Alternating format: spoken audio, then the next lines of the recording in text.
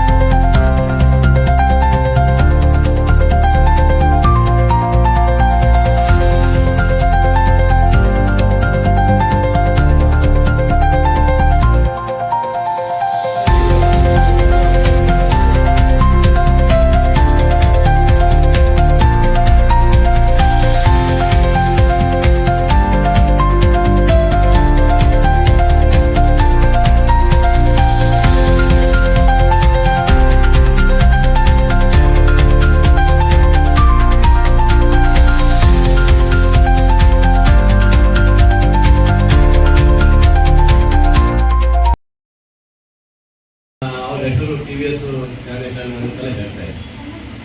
ಆನಂತರ ಇದು ಬಹಳ ತುಂಬಾ ಅದ್ಭುತವಾಗಿ ಮಾಡಿದ್ದಾರೆ. ಅವ್ರು ಯಾವುದೇ ಕೆಲಸ ಮಾಡಿದರೆ ಅದನ್ನ ಕರೆಕ್ಟಾಗಿ ಸ್ವಚ್ಛವಾಗಿ ಬಹಳ ಚಂದ ನೆಟ್ಟು ಹೋಗೋದಿದ್ರೆ ಅದೊಂದು ಜನಸಂಘ ಮಾಡ್ತಾ ಇರೋದು ಇಡೀ ಸಾಗರ ಜನತೆ ಪ್ರಾಮಾಣಿಕ ವ್ಯಕ್ತಿ, ಮತ್ತೆ ಯಾವುದೇ ಇದಿಲ್ಲ ಅವರಲ್ಲಿ ಪ್ರಾಮಾಣಿಕವಾಗಿ ಕೆಲಸ ಮಾಡ್ಕೊಂಡು ಬಂದಿರೋದು. ಈ ಸಂಸ್ಥೆ ಇಷ್ಟು ವರ್ಷಗಳ ನಡೆದಿರೋದು ಬಹಳ ಖುಷಿಯಾಗಿದೆ. ಇಡೀ ದೇಶದಲ್ಲೇ ಪ್ರಥಮ ಬಾರಿಗೆ ಅವ್ರಿಗೆ ಅವಾರ್ಡ್ ಸಿಕ್ಕಿತ್ತಂತೆ. ಇಡೀ ದೇಶದಲ್ಲಿ ಒಂದು ತಾಲೂಕಲ್ಲಿ ಇಷ್ಟೊಂದು ಗಾಡಿ ಮಾಡಿದ್ದು ಯಾರು ಇಲ್ಲ ಅಂತೇಳಿ 2000 ಒಂದು ತಿಂಗಳಲ್ಲಿ 2000 ಗಾಡಿಯನ್ನು ಮಾರಿ ಅವರಿಗೆ ಅವಾರ್ಡ್ ಸಿಕ್ಕಿದೆ. ಇಡೀ ರಾಷ್ಟ್ರ ಮಟ್ಟದಲ್ಲಿ ಅವಾರ್ಡ್ ಸಿಕ್ಕಿದೆ ಅಂತ ಹೇಳಿದ್ರೆ ಇದು ಸಾಮಾನ್ಯ ವಿಚಾರವಲ್ಲ. ಯಾವುದೇ ಒಂದು ಉದ್ಯೋಗ ಮಾಡಬೇಕಾದ್ರೆ ಆ ಉದ್ಯೋಗದ ಕಡೆ ಹೆಚ್ಚು ಗಮನ ಹಚ್ಚಿದ್ರೆ ಮಾತ್ರ ಸಾಧ್ಯ. ಅದನ್ನು ಬಿಟ್ಟು ಬೇರೆಯವ್ರ ಕೈ ಕೊಟ್ಟು ಹೋಗಿ ಇನ್ನೊಬ್ರು ಮಾಡಿದ್ರೆ ಆ ಉದ್ಯೋಗ ಉಳಿಯಕ್ಕೆ ಸಾಧ್ಯ ಇಲ್ಲ. ಹಾಗಾಗಿ ಬಹಳ ಖುಷಿ ಆಯ್ತು. ಇವತ್ತು ನೂತನವಾದಂಥ ಗಾಡಿಯನ್ನ ನಾವು ಮತ್ತು ಮೈತ್ರಿ ಪಾಟೀಲ್ ಅವರು ಉದ್ಘಾಟನೆ ಮಾಡ್ತೀವಿ. ಇವತ್ತು ಹೇಳಿದರು ಪರಿಸರ ಪ್ರೇಮಿಗಳಿಗೆ ಖುಷಿ ಆಗುತ್ತೆ. ಒಂದೇ ಅಲ್ಲ, ಪರಿಸರ ಪ್ರೇಮಿಗಳಿಗೆ ಮಾತ್ರ ಅಲ್ಲ, ಈ ದೇಶದಲ್ಲಿ ಇನ್ನು ಮುಂದೆ ನಾವು ಈ ತರ ಎಲೆಕ್ಟ್ರಿಕ್ ಗಾಡಿಗಳನ್ನೇ ನಾವು ಮಾಡಬೇಕು. ಯಾಕಂದ್ರೆ ಇವತ್ತು ಬೆಂಗಳೂರಂತ ನಗರದಲ್ಲಿ ಇಲ್ಲಿ ನಂಬಿರೋ ನಂಬಲ್ಲ, ಒಂದೊಂದು ಏರಿಯಾದಲ್ಲಿ 71% ಪೊಲ್ಯೂಷನ್ ಇದೆ. 45ರಿಂದ 71% ಪೊಲ್ಯೂಷನ್ ಇದೆ ಅಂತ ಹೇಳಿದ್ರೆ ನೀವು ಅಲ್ಲಿ ಹೇಗೆ ಬದುಕ್ತೀರಿ ಅನ್ನೋದು ಯೋಚನೆ ಮಾಡ್ಬೇಕು ಈ ದೇಶದಲ್ಲಿ.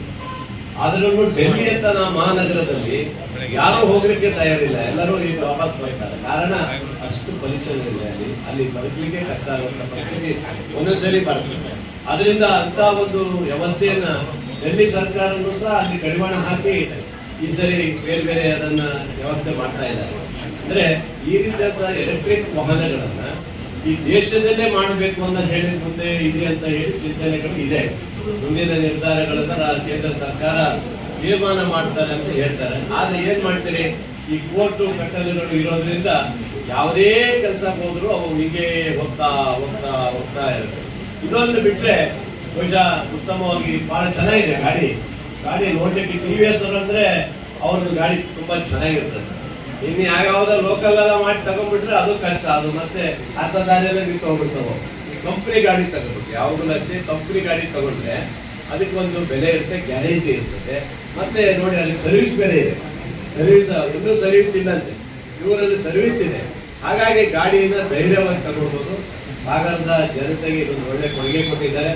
ನಿಮ್ಮ ಕಂಪನಿಗೂ ಮತ್ತು ಈ ಚೇತನ್ ಉದ್ಯೋಗ ಕಂಪನಿ ಬಹಳ ಎತ್ತರಕ್ಕೆ ಬೆಳಿಬೇಕು.